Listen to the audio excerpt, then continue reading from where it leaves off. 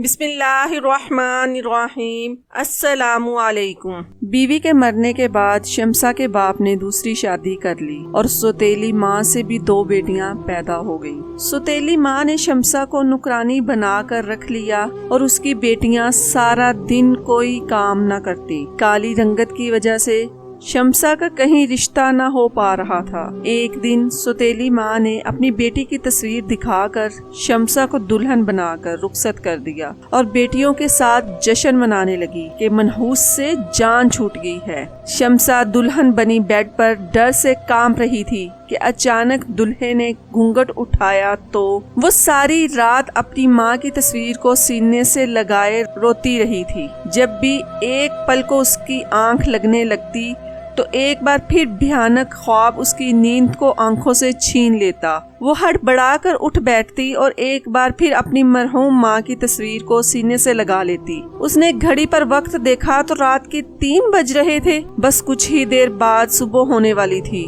اور پھر اس کے ابا دوسرے شہر اپنی نئی بیوی لینے کے لیے جانے والے تھے۔ یہ سوچ سوچ کر ہی وہ پچھلی کئی راتوں سے سو نہیں پائی تھی۔ آج ایک بار پھر وہ اپنی ماں کی تصویر کو سینے سے لگائے پھوٹ پھوٹ کر رو رہی تھی۔ رو رو کر اس کی آنکھیں سو چکی تھی، مگر آنسو تھے کہ تھمنے کا نام ہی نہیں لے رہے تھے۔ اس نے ایک بار پھر اپنی ماں کو دیکھا جو تصویر میں کھڑی مسکرا رہی تھی۔ وہ سرگوشی نما انداز میں کہنے لگی کہ اماں تم کیوں چھوڑ کر چلی گئی ہو؟ ایک بار بھی نہیں سوچا کہ میرا کیا ہوگا؟ اب دیکھو نا، ابا دوسری شادی کرنے والے ہیں۔ نئی ماں آ گئی، نہ جانے میرے ساتھ کیا سلوک کرے گی۔ ابا تو ویسے بھی مجھ سے کم ہی بولتے ہیں، وہ تو نئی شادی سے بڑے ہی خوش ہیں۔ آج نئے کپڑے بھی لائے ہیں جو پہن کر کل وہ دوسری شادی کرنے کے لیے جائیں گے۔ میں نے ابا کو کہا بھی ہے کہ ابا دوسری شادی نہ کرو، سوتیلی ماں مجھ پر ظلم کرے گی، وہ مجھے کبھی بھی نہیں اپنائے گی،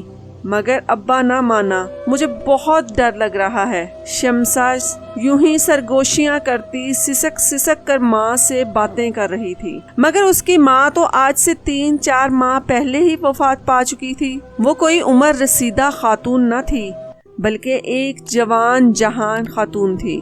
دراصل اس کے گردے ختم ہو چکے تھے، جب تک خبر ملی بہت دیر ہو چکی تھی۔ شمسا کا باپ بھی کچھ خاص پرواہ کرنے والا نہ تھا۔ پیسوں کے معاملے میں تو ویسے بھی وہ ذرا کنجوس طبیعت کا تھا۔ کہنے لگا کہ جو ہونا تھا ہو گیا، تمہاری موت ایسے ہی لکھی ہوگی۔ یوں چند ہی ہفتوں بعد شمسا کی ماں وفات پا گئی۔ اس کے ابا کی آنکھ سے تو برائے نام بھی ایک آنسو تک نہ گرا۔ یہی کہتا مصلحت ہوگی، خدا کی چیز تھی، خدا کے پاس چلی گئی، اب رونے کا کیا فائدہ۔ شمسا کی ماں کی وفات کو چند روز ہی گزرے تھے کہ شمسا کے باپ کو دوسری شادی کرنے کا شوق چڑھا۔ وہ اگلے ہی دن سے رشتے والی خالہ کو کہنے لگا کہ میرے لیے کوئی لڑکی ڈھونڈو، میں دوسری شادی کرنا چاہتا ہوں، بیوی آئے گی تو گھر کے کام کو سنبھال لے گی۔ شمسا تو تڑپ اٹھی، کہنے لگی کہ ابا میں گھر کے سارے کام کاج کر لوں گی۔ وہ 14 سال کی لڑکی تھی اور پورے گھر کو بخوبی سنبھال سکتی تھی،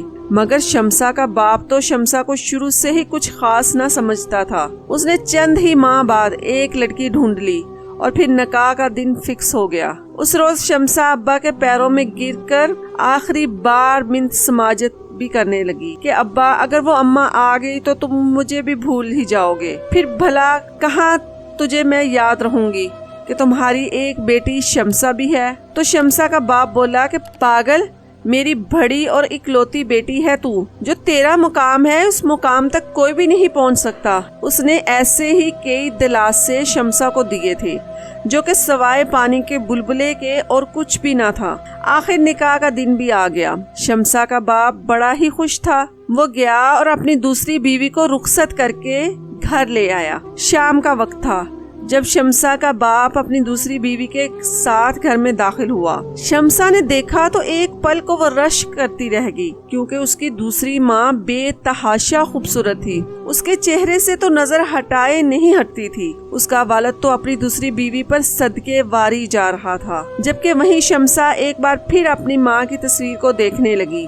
سانولی اور واجبی سی شکل و صورت کی عورت تھی۔ شمسا بھی اپنی ماں پر ہی گئی تھی، سانولی اور واجبی سی شکل۔ اس میں کشش نام کی ذرا بھی چیز نہ تھی۔ سوتیلی ماں نے گھر میں قدم رکھا تو ایک اچاٹ سی نظر شمسا پر ڈالی اور پھر اس کے باپ کے بازو میں بازو ڈال کر کمرے کی جانب چلی گئی۔ شمسا سر جھکائے واپس اپنے کمرے میں آ چکی تھی۔ اگلے ہی روز سے گھر کا نقشہ ہی بدل چکا تھا۔ اس کے والد تو صرف اپنی دوسری بیوی کے ہی ہو کر رہ چکے تھے۔ شاید اتنی خوبصورت بیوی پا کر وہ اپنی بیٹی تک کو بھول چکے تھے۔ پہلے جو وہ ذرا نرمی سے بات کر لیا کرتے تھے، اب وہ بھی انہیں گوارا نہ تھا۔ شمسا اگر کچھ کہہ دیتی تو جھڑک دیا کرتے۔ شروع میں تو گھر کی ساری ذمہ داری سوتیلی ماں نے ہی سنبھال لی تھی۔ وہ گھر کے کام کر کر کے ساری ذمہ داریاں اٹھا کر اپنے شوہر کا دل جیتنے لگی۔ وہیں شمسا اسکول جاتی اور اسکول کے بعد واپس گھر آ جاتی۔ پھر شام کے کاموں میں اپنی سوتیلی ماں کا ہاتھ بٹا دیا کرتی۔ ایک روز سوتیلی ماں کی طبیعت خراب ہوئی۔ جب ڈاکٹر کے پاس لے جایا گیا تو خبر ملی کہ وہ حاملہ ہے۔ اس روز شمسا کا باپ بڑا ہی خوش تھا، مگر ساتھ ہی پورے گھر کی ذمہ داری شمسا پر آ گئی۔ شمسا کا باپ اسے کہنے لگا کہ بیٹا، تیری ماں کی طبیعت اب خراب رہتی ہے، اس لیے اب گھر کے سارے کام تو خود ہی کیا کر۔ بہتر ہے کہ فی الحال اسکول جانا بند کر دے، جب تیری اماں کی طبیعت ٹھیک ہو جائے گی تو پھر جاتی رہنا۔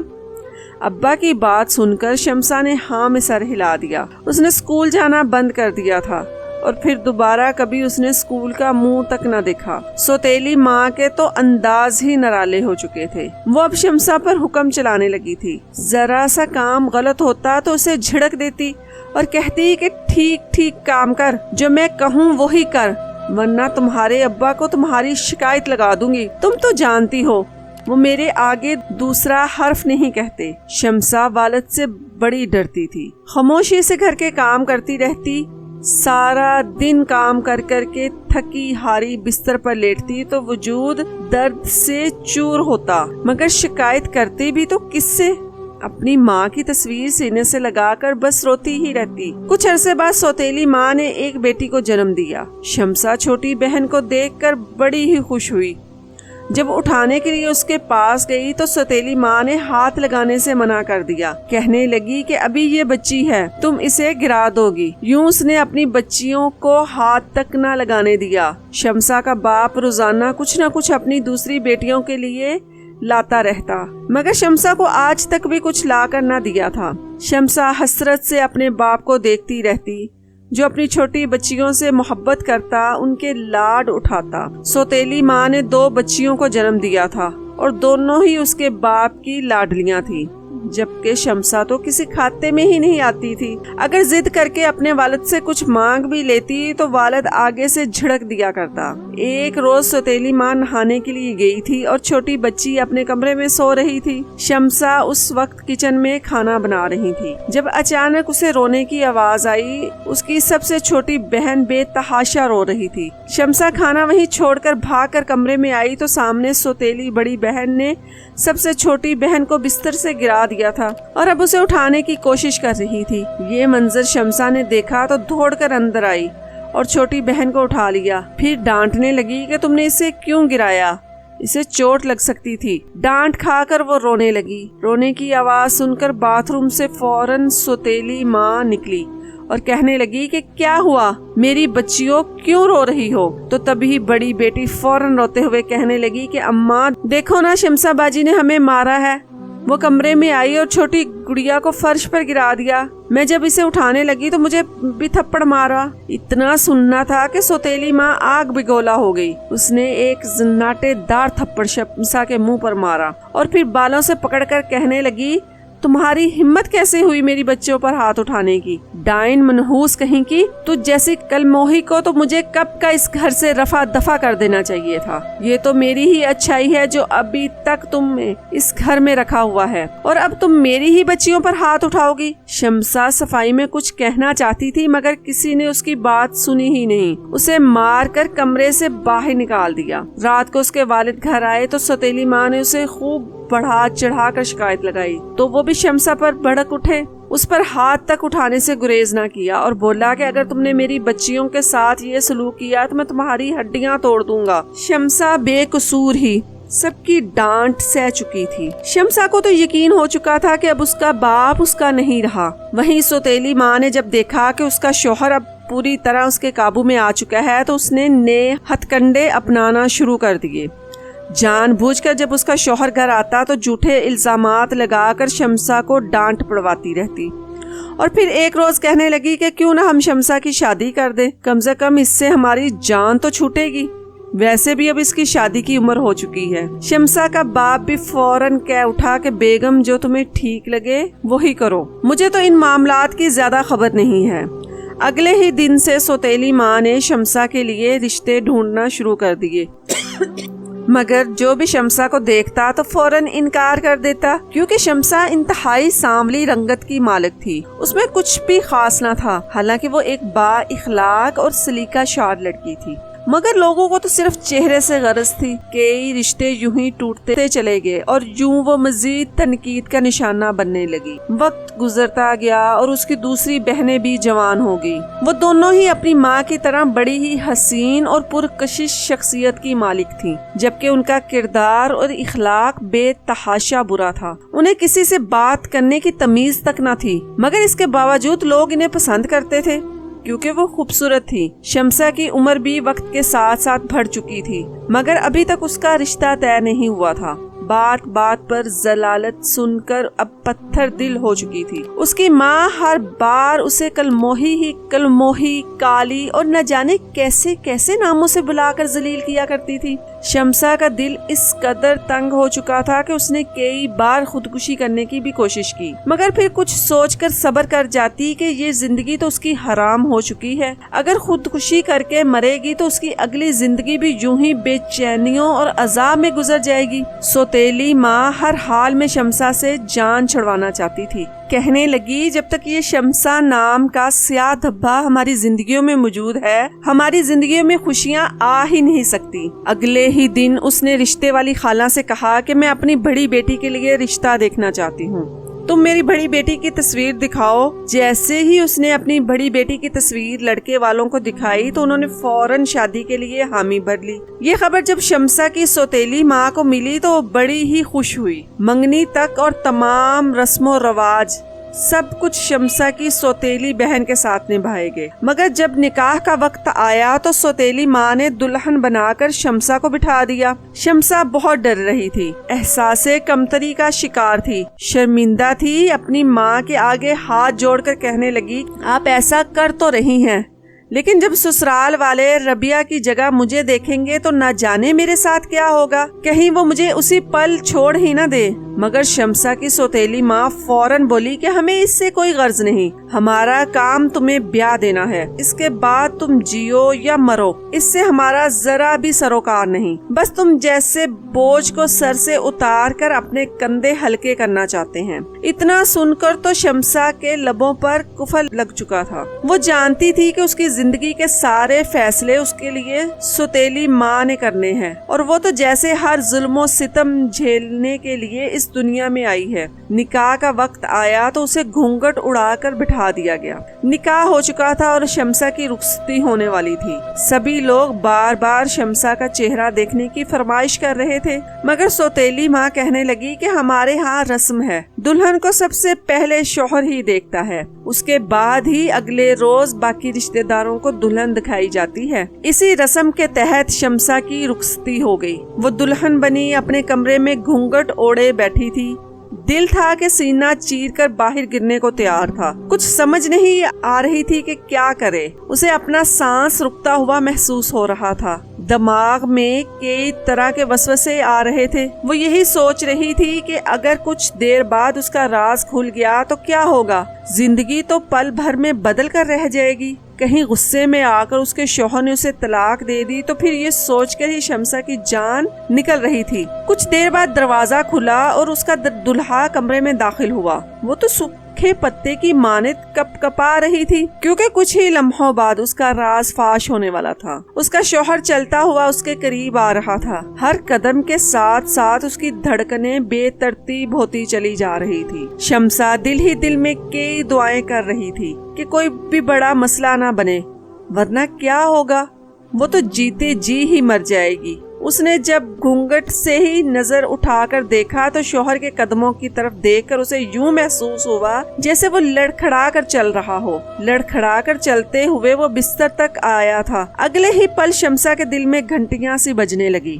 اس کے دماغ میں کئی اندیشے ابھرے تھے۔ جس طرح لڑکھڑا کر گرتا پڑتا ہوا بستر تک آیا تھا، ایسا لگ رہا تھا جیسے کوئی نشے میں دھت شخص چلتا ہوا آ رہا۔ کہیں اس کی سوتیلی ماں نے اس کی شادی کسی برے شخص سے تو نہیں کروا دی تھی؟ یہ سوچ کر تو مزید ہی اس کی حالت غیر ہونے لگی۔